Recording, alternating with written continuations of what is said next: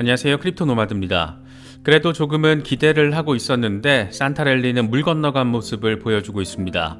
미국 연준 의장이 우리가 예상할 수 있었던 가장 고강도의 멘트를 날려주면서 시장의 기대감에 찬물을 훅 끼얹어 버렸습니다.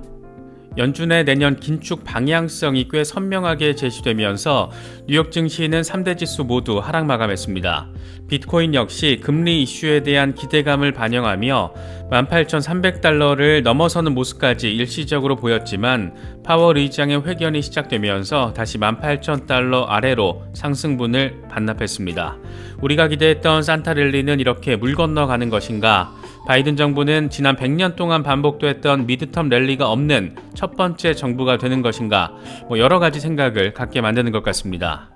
이번 연준의 금리 결정에서 핵심은 크게 두 가지입니다.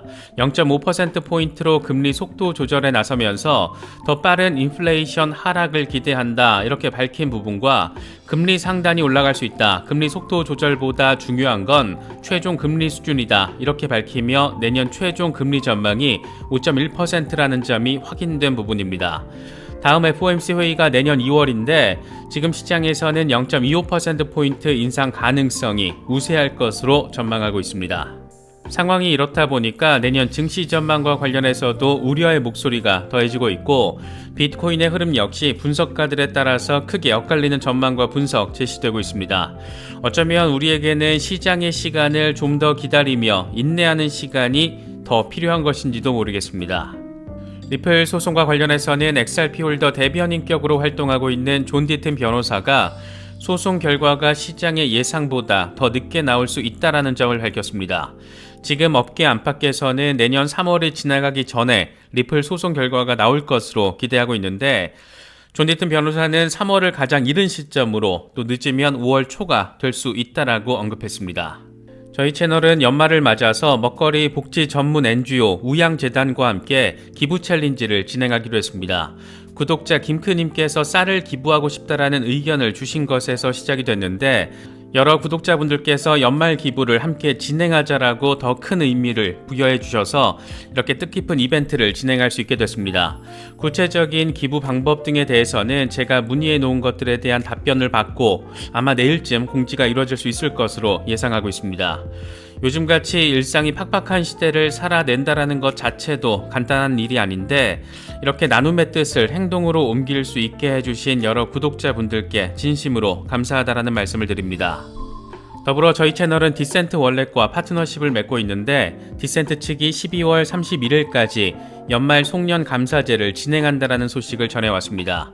기존 할인 가격보다 3만원 추가 할인을 제공한다라는 게 핵심적인 내용입니다.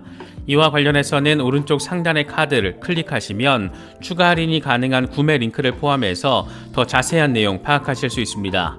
지갑 사용 방법, 특정 코인 등에 대한 이체 방법 이런 것과 관련해서 저희 쪽에 문의를 주시는 경우도 있는데 가장 정확한 답변은 디센트 고객센터를 통해서 확인하실 수 있습니다. 그럼 이번 영상 시작하겠습니다.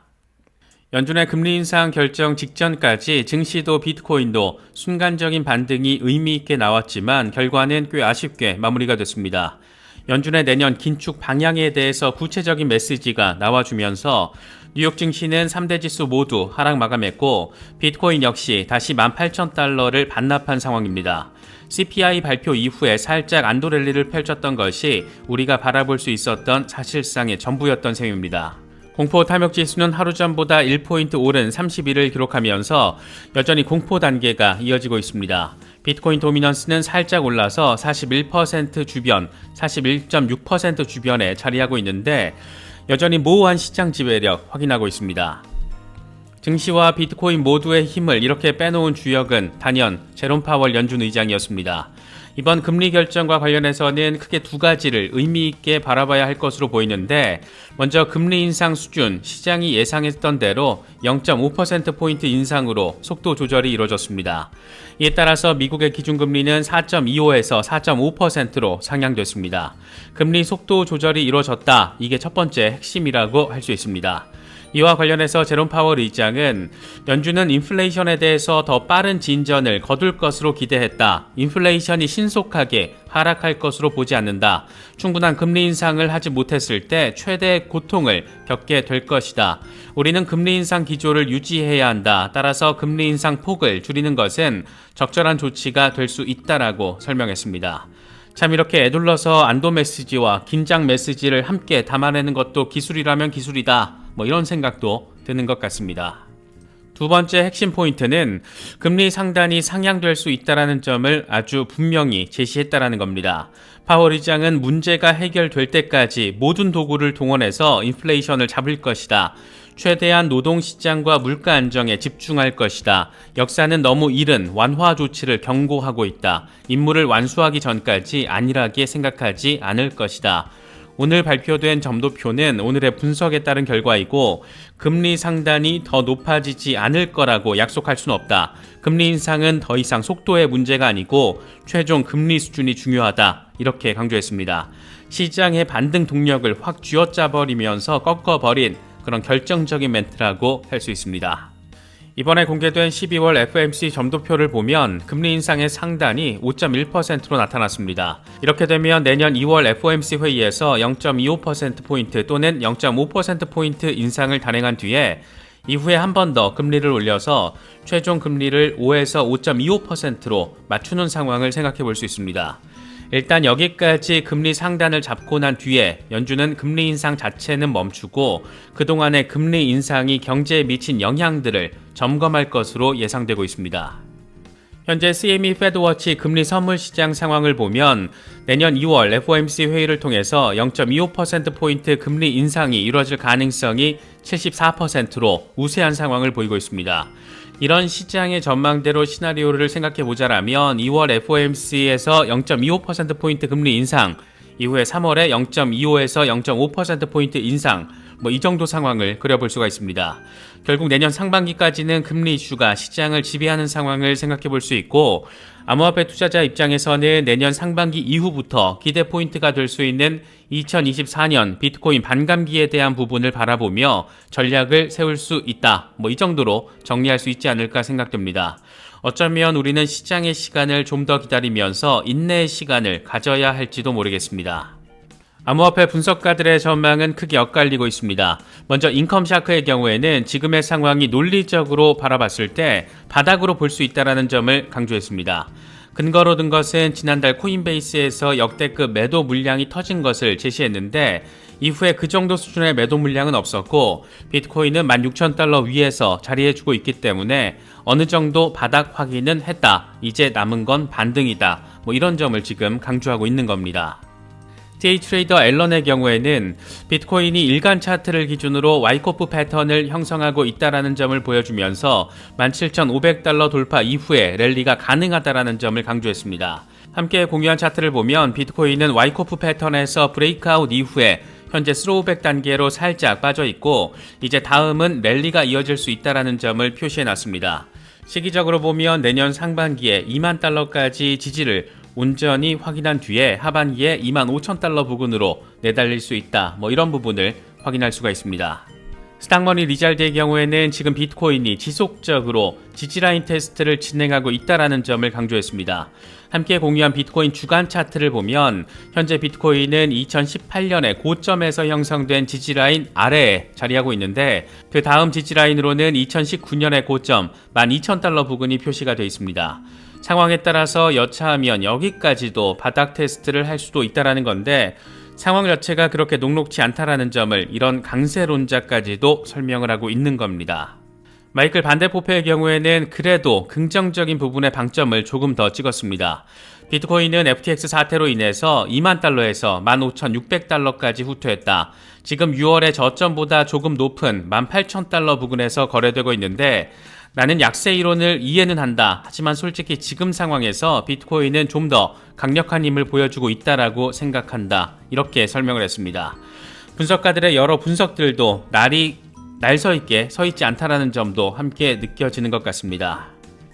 내년 증시 상황과 관련해서도 다소 어두운 전망들이 더해지고 있습니다. CNBC는 내년 S&P 500 지수 전망치를 낮게 조정하는 글로벌 투자은행들이 늘어나고 있다. 증시 최대 압박 요인으로는 경기 침체와 기업 실적 리스크를 꼽고 있다라고 보도했습니다. 그러면서 월가 전문가들은 내년 연말 S&P 500이 4,000선까지 낮춰서 바라보고 있다. 이건 현재 3,990 부근보다 높긴 하지만 내년 연말까지 증시가 지금 수준과 거의 다르지 않을 거라는 점을 의미한다라고 설명했습니다. 월가에서 가장 낮은 전망치를 제시한 곳은 소시에테 제네랄인데 내년 연말 S&P 500이 3,650까지 떨어질 것으로 예상했고 가장 높은 전망치를 내놓은 곳은 도이치방크로 4,500을 제시했습니다. 채권왕으로 불리기도 하는 제프리 건들락의 경우에는 이번을 마지막으로 연준은 금리 인상을 중단해야 한다라고 목소리를 높였습니다. 그는 CNBC와의 인터뷰에서 더 이상 금리를 인상해서는 안 된다라고 생각한다 이렇게 강조하며 하지만 연준이 한 번 더 0.25%포인트 인상을 할 수는 있을 것으로 보인다 이렇게 예측을 했습니다. 투자의 귀재로 불리기도 하는 짐 로저스의 경우에는 아예 대놓고 추가 하락 가능성을 경고했는데 투자자들이 최근 증시 반등을 믿어서는 안 된다. 약세장이 길어질 수 있는 만큼 미국 빅테크 기업에 대한 투자를 피해야 한다. 이렇게 설명하기도 했습니다. 증시도 비트코인도 참 힘겨운 시간을 보내고 있는 것 같습니다.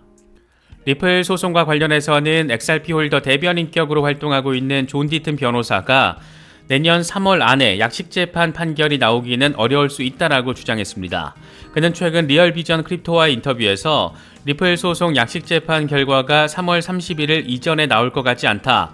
판사는 우리에게 법정 조언자 지위, 아미스 지위를 부여했고 수만 명의 홀더가 있다는 것을 인지하고 있다. 3월 말에 결과가 나온다라면 가장 이를 것이고 4월이나 5월 초에 결과가 나올 수도 있다라고 말했습니다.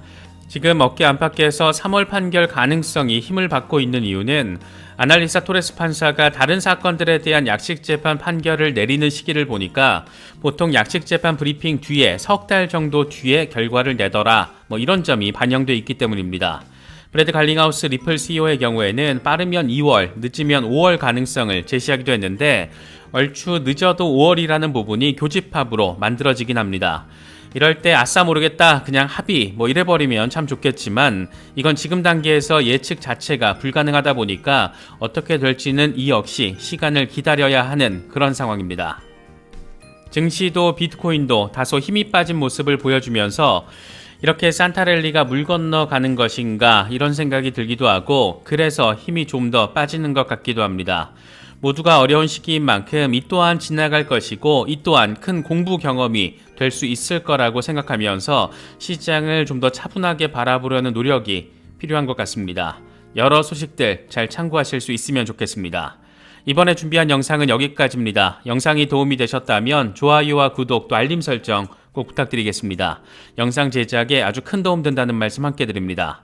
언제나 성투하시기를 기원하겠습니다. 시청해주셔서 감사합니다. 지금까지 크립토 노마디였습니다.